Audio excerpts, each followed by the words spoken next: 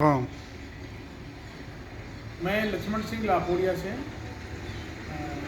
मैं मानता हूँ कि जनसंख्या बढ़ने से क्लाइमेट चेंज में काफ़ी दिक्कत आई है। लोग अंधाधुंध पानी यूज़ लेते हैं, खूब पेड़ काटते हैं और विशेषकर ज़मीन को उपजाऊ जो हो रही थी उसको गड़बड़ कर दिया, यानी कि ज़मीन को बंजर बनाते जा रहे हैं और जनसंख्या बढ़ती जा रही है।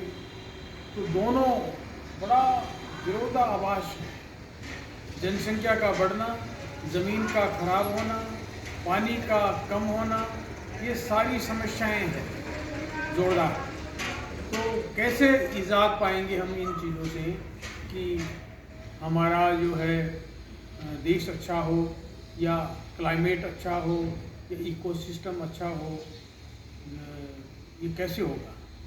मैं मानता हूँ कि एक तो जनसंख्या को नियंत्रण करने का काम करना चाहिए, समाज को भी और सरकारों को भी। एक बच्चा पैदा करें। मैं मानता हूँ कि पहले 7-8 बच्चे पैदा करते थे, फिर 2 पे आ गए, अब लोग 1 पे आ गए। तो जनसंख्या का काफ़ी फर्क पड़ सकता है, लेकिन इसी के काम के साथ ज़मीनों को उपजाऊ करना, पानी को बचाना, बड़े शहर नहीं बसाना, छोटे छोटे इलाकों में रहे, वहाँ का पानी बरसे, उसी को काम ले, उसी के साथ काम करें। वहाँ की खेती बाड़ी, वहाँ के कुटीर धंधे और वहाँ के छोटे मोटे काम, ऑफिस अगर खोलना हो तो गांव में खोलना चाहिए। रोडें बनानी है तो गांव में बनानी चाहिए। शहर का विकास काफ़ी हो चुका। अब आप शहर का विकास करोगे तो पानी की कमी आनी है, क्लाइमेट खराब होना ही होना है, इकोसिस्टम खराब होना ही होना है। अगर कभी आप ऊपर से देखते हैं तो जब शहरों को देखते हैं तो बंजर दिखता है, काफ़ी मकान दिखेंगे लेकिन हरियाली नहीं है, और हरियाली भी है तो दिखावा की हरियाली है, नेचुरल नहीं है। इसलिए नेचर को विकसित करने के लिए बसावट जो है वो बिखरी हुई होनी चाहिए।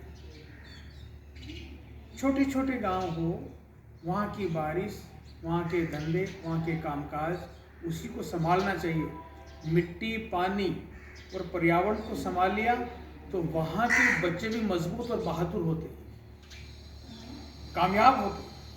इसलिए मैं कह रहा हूँ कि जनसंख्या पर सोचना चाहिए, विचार करना चाहिए और नियंत्रण पर सोचना चाहिए। इसी के साथ अगर हम पानी बचाते हैं तो बड़े बड़े शहर जो हो गए हैं, बहुत बड़ा बांध बनाया है राजस्थान में बिशनपुर, अच्छी बात है बनाया है तो, लेकिन इतना बड़ा बांध का पानी शहरों में जा रहा है। एक उदाहरण के तौर पर जयपुर ले लीजिए, इतना बड़ा पाइप लगा हुआ है कि आदमी उसमें पैदल चल सकता है। अगर वो कहीं टूट जाए तो नहर बन सकता है, फ्लड आ सकता है। इतना बड़ा पाइप जा रहा है शुद्ध पानी का, गांव का पानी का, और वहाँ जा कर के लोग नहाते हैं, धोते हैं, बिल्डिंगें बनाते हैं। बनाना चाहिए, बुरा नहीं है, लेकिन पानी की खपत हो रही है। बड़ी बड़ी स्टोरियाँ बन रही, कितनी बड़ी बिल्डिंगें बन रही है, उसमें कितनी तराई हो रही है, कितना सीमेंट लग रहा है। जहाँ सीमेंट बनता है वहाँ पर पेड़ कट रहे हैं, तब सीमेंट बन रहा है, पत्थर तोड़े जा रहे हैं और फिर उसको पानी यूज आ रहा है, तो क्लाइमेट का नुकसान हो रहा है, टेम्परेचर बढ़ता जा रहा है, ज़मीनें खराब होती जा रही है, पेड़ कटते जा रहे हैं और बड़े बड़े शहरों को पानी दिया जा रहा है, और वहाँ से एक भारी गंदा नाला जो 24 घंटे बहता है वो वापस गांव की तरफ आ रहा है। तो ये हम कितने दिन कर पाएंगे? छोटे छोटे शहर बनाएंगे, छोटे छोटे गांव बनाएंगे तो हम सफल हो सकते हैं। तो पानी को बचाना चाहिए। अब पानी बचाने, एक शहरों की बात कही मैंने, वो गांव की भी है। गांव में जब फ्लड आता है तो बहुत सारी मिट्टी बह जाती है, और ये बाढ़ राहत कार्यक्रम चलता है सरकार के द्वारा। जब सूखा पड़ता है तो सूखा कार्यक्रम चलता है। ये कैसे चलेगा? ये कितने दिन चला पाएंगे? मैं तो ये कह रहा हूँ कि बाढ़ रोक लो और उसके बाद सूखा अपने आप रुकेगा, क्योंकि बरसात का पानी आप रोकोगे तो ज़मीन में रहता है, और ज़मीन में 3 साल भी कम बारिश हो तो चल जाता है। तो हमें पानी रोकने की ज़्यादा ज़रूरत है गांव में, क्योंकि गांव बड़ा है, ज़मीनें बड़ी है, पानी ज़्यादा बरसता है और फ्लड आता है। तो छोटे छोटे चीज़ें बना दी चाहिए, जैसे हमने गोचर में चौका सिस्टम बनाया। चौका सिस्टम का मतलब है कि छोटे छोटे स्ट्रक्चर हैं, 1 फीट पानी भरता है, 1 फीट या 9 इंच, या 1 फीट 9 इंच का पानी रहना चाहिए ज़मीन में। और अगर उसमें आप घास के बीज डालेंगे, पेड़ों के बीज डालेंगे, तो बिगर पानी पिलाए ही जंगल खड़ा हो जाएगा।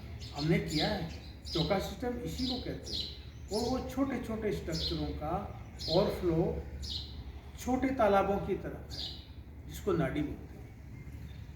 नाडियों में पानी आता है और बहुत सारी नाडियाँ बनाई है, बहुत सारी नाडियों का पानी बड़े तालाब में आता है, जिसको अनसागर कहते हैं, जिसे सिंचाई होती है। फूल सागर और देव सागर बनाया है, यानी कि गांव में फूल खिला। फूल का मतलब क्या होता है? जब ग्राउंड वाटर ऊपर आएगा तो घास, पेड़ों के, फसलों के फूल आते हैं, तो फूल खिलता है। अगर ग्राउंड वाटर गिर जाएगा, यानी भूमिगत जल खत्म होने लगेगा, ये नीचे चला जाएगा, तो ऊपर वाली परत सूख जाएगी और हवा चलेगी, जब एक साथ मिट्टी उड़ेगी।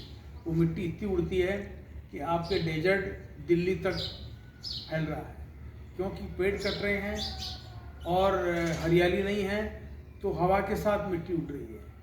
तो डेजर्ट इतना फैल जाएगा कि आप कुछ फसलें नहीं कर पाओगे, पेड़ नहीं लगा पाओगे, क्योंकि ग्राउंड वाटर नीचे चला जाएगा तो दिक्कत आएगी। मान लीजिए जयपुर के पास 700 फीट गहरा पानी है, वो भी गंदा पानी है, उसको पी नहीं सकते। वो तो अच्छा हुआ कि बिशलपुर डैम बना करके उनको पानी पिला दिया। हम 10 साल पहले वहाँ जाते थे और ये कहते थे कि 10 साल में आपका पानी ख़त्म हो जाएगा। तो उन्होंने क्या जवाब दिया? जो सबके साथ होगा वो हमारे साथ होगा। मतलब अवेयरनेस की बहुत कमी है।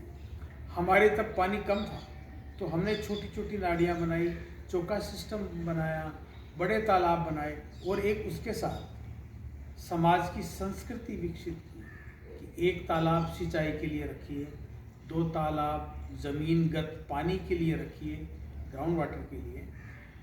तो फूल सागर, देव सागर ग्राउंड वाटर के लिए है। तो हमारे कुएं रिचार्ज होते हैं, उससे खेती होती है, पशु पानी पीते हैं, उसी से बाल्टियों से घर बनाते हैं। बाल्टी से मतलब बाल्टी से पानी निकालते हैं, मोटर नहीं लगाते। फूल सागर, देव सागर, अन सागर में पूरी सिंचाई होती है। तो खेती भी की, पेयजल का ध्यान रखा, भूमिगत जल का ध्यान रखा, तो पूरा क्लाइमेट सुधरने लगा, इकोसिस्टम बनने लगा, पर्यावरण सुधरने लगा, हमारे पक्षी आने लगे, पशु वहाँ हैं, खेती अच्छी होने लगी और हमारी ज़िंदगी खुशहाल होने लगी पर्यावरण के साथ, क्लाइमेट के साथ, इकोसिस्टम के साथ। और हमारा जो संगठन है वो इसी पे काम करता है। गांव में अगर गांव को नहीं संभालोगे तो अपराध होने लगेंगे। जब उत्पादन होगा, कृषि का उत्पादन होगा या किसी प्रकार का उत्पादन होगा, तो उसके साथ दारू आती है, लड़ाइयाँ आ जाती है। अगर आप संस्कृति को साथ नहीं रखोगे तो हमें बहुत परेशानी आएगी। हमने लापोड़िया में, वो लापोड़िया के साथ जुड़े हुए 58 गाँव में संस्कृति विकसित की है, गांव के संगठन बनाए हैं, कमेटियां बनाई है, और उनमें ये बातें रखी गई है कि हमारा होगा क्या, हम अपने आप को, अपने गांव को कैसे संभालेंगे, इस धरती को कैसे संभालेंगे, पानी को कैसे संभालेंगे। हम गांव के रिसोर्स पर्सनों के साथ, हम गांव के जो जितने भी रिसोर्स हैं, नेचुरल रिसोर्स हैं, उनको कैसे संभाल पाएंगे, वो पूरी संस्कृति है। हम समाज को कैसे संभाल पाएंगे, ये सारी कमेटियों की ट्रेनिंग होती है, तब लोग संभाल पाते हैं। फिर बीच बीच में भी ट्रेनिंग होती रहती है। इसीलिए हम कहते हैं कि नहीं, हमारा सहभागिता विकास और शांति का काम होना चाहिए। सहभागिता का मतलब सब लोग मिलें, विकास करें, ऐसा विकास करें जो शांति की ओर जाए, तब गांव खुशहाल हो पाएंगे।